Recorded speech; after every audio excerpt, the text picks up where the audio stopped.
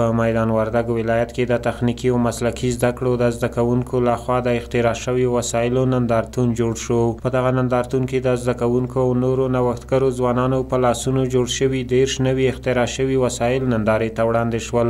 دا سکواټرونه وکړه، نور هم موږ یو د خپل تخنیکي د انسټیټوټ کې یو فری انرژي لپاره هڅه کوو چې موږ هغه جوړه کړو او متاسفانه چې هغه د اقتصادي مشکلات دي او د وخت کمښت ده چې موږ هغه انشاءالله فری انرژي لپاره به هڅه وکړو. د موږ عملي زده کړې د عملي زده کړو دپاره موډل ډېر ضرور هغه ده.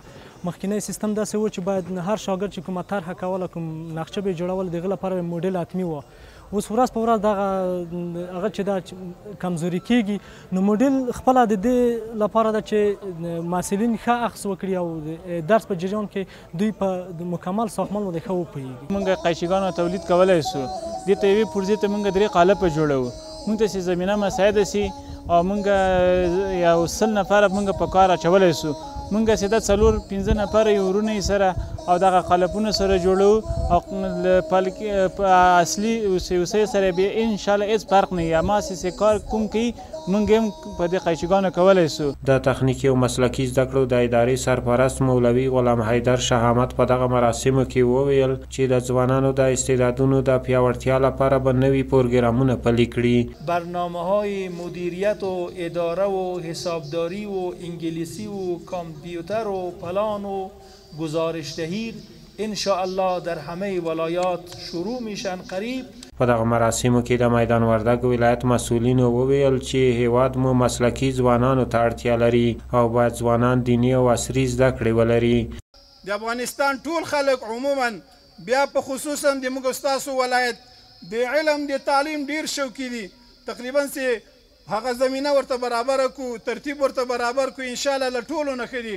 دغه د موږ 14 ادارې دي په دې ولایت کې.